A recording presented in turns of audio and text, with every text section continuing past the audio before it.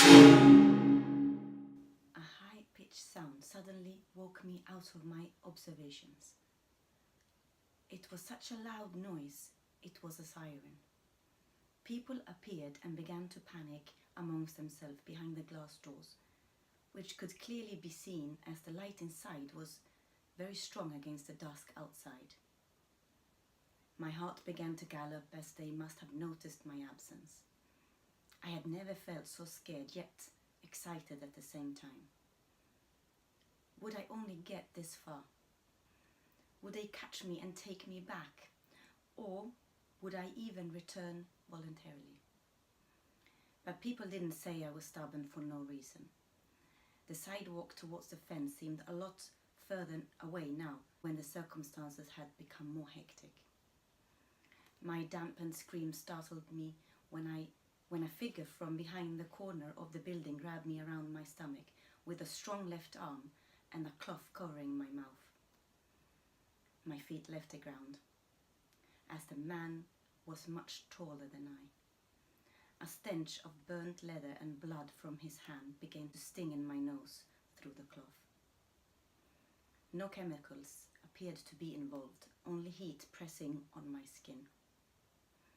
A horrifying yet calm gaze met my eyes when I looked into the predator zone. We stood silent for seconds that seemed like several minutes. His intense eyes looked deep into mine after having put me back down on the ground. His eyes, they were searching for something in mine. But what were they looking for? Recognition? An acknowledgement? He moved his hand slowly from my mouth to his own, with a gesture to indicate that he commanded continued silence. "Get in the car," he hissed between his teeth and nodded towards the car parked behind him, hidden along the side of the building. I had a growing feeling that I should recognize this person, whose familiarity didn't match the fear I felt about the situation. He interacted with me as if he'd known me all his life, as if he thought I knew him. Was he one of the many nurses from the ward? My memory couldn't have been so cruel. If I had seen this perfect creature before, I must have remembered him. Or at least remembered the feeling my heart created as the warmth was burning holes in my chest. I stood paralyzed by his appearance. It was stupid of me to stare, and he must have noticed my astonishment. He grabbed hold of my hand when he had clearly understood that I was both amazed and confused by a stranger with such hostile body language, yet with a preserved beauty that made the earth stand still. Again, his grip affirmed that he had taken my hands many times before. The steady grip wasn't too hard to be a forced grip or too soft as the shyness of strangers that would have just met.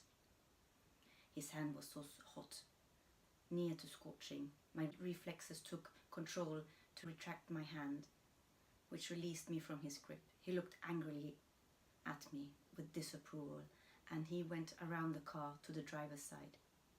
"How do you want it? Are you in or out?" So that was an extract of my first book in the science series, Symmetry.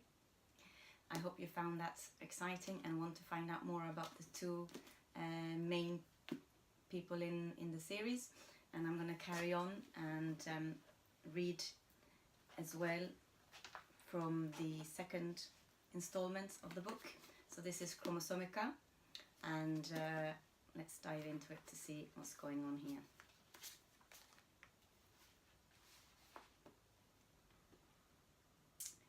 In 15 minutes, the game was over, and Philip and I hadn't lifted a finger. I sighed. I shook my head, finding myself slightly fried from the action. I returned to my cell and sat down to wait for the guards. They barged in as normal, and I stretched out my hand toward them to be cuffed. Unexpectedly, one of the two grabbed me and turned me around, and the other one tied a a tight blindfold over my eyes. "What are you doing?" I shouted and tried to break free. "New rules to the game," the guard explained and led me forward and placed my hands on the bars. "We are going to leave now. If you remove your blindfold, there are archers who will take you out immediately."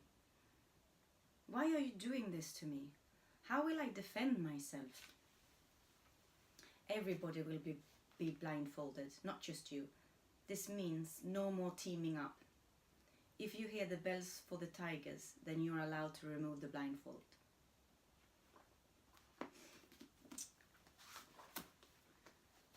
Third installment, Incipient Cipher.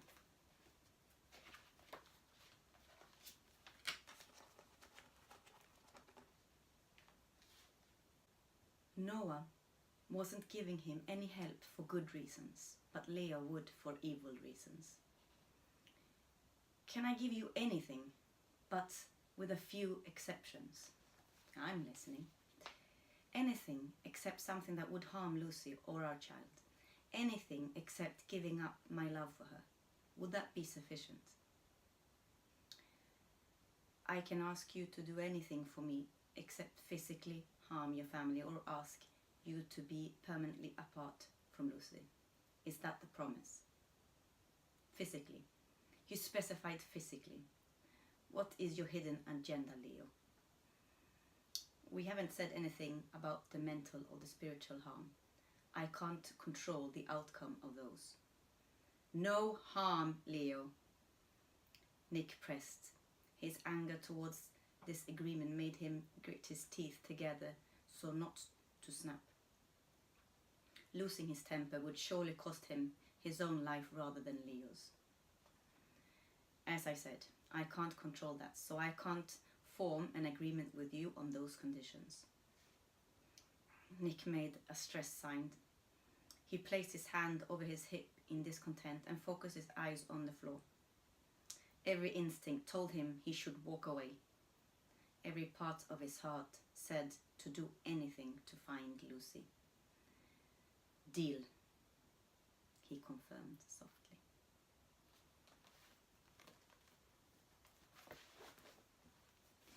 Alright, fourth installment.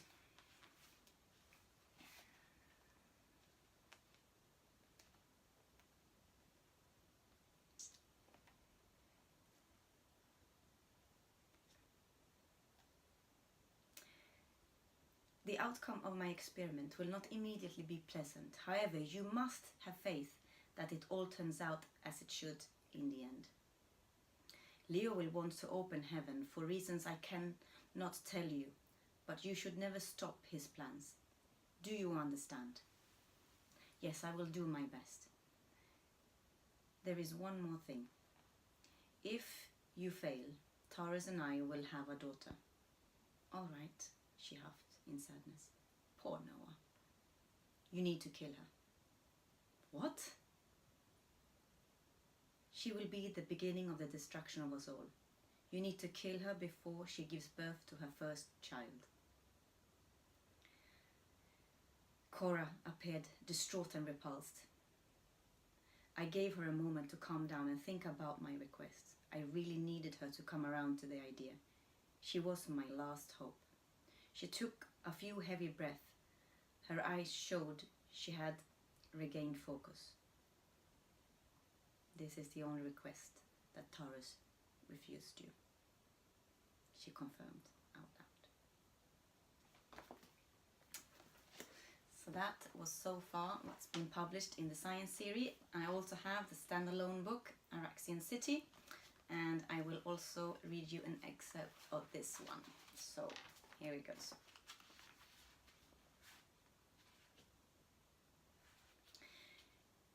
Pivirio stopped in his pace before turning the corner out of the room and appeared more nervous now. His emotions had changed and his stress level had increased significantly. You're worried, you're scared, and you feel like a coward. I repeated his feelings. Stop doing that. Okay, yes, I did leave out parts. I'm only looking out for your best interest. You are my friend. Fiverio, if they don't think that I'm being honest, I have no chance of complete forgiveness. What did you leave out? Well, I told them that you both went into the Arakzeon City together to try and convince the people to support a mixed race society. I told them about you killing Birkham's sister, and on compassionate grounds, that Megan had been reborn, and I told them that you were unconditionally in love with her, and that I claimed her soul. I might have left out that part. That was the main part, I hissed at him as he took a few steps back. How could you? How do you think they will react when they find out? Unless Megan lives, they won't find out. A sharp pain struck my chest, and I had to sit down on the bed. I groaned. It was true. There were no guarantees that Megan would survive my father's treatment. I hope you enjoy that, and that you will have a look at my work and my other reviews on this channel. Thank you for listening. Bye.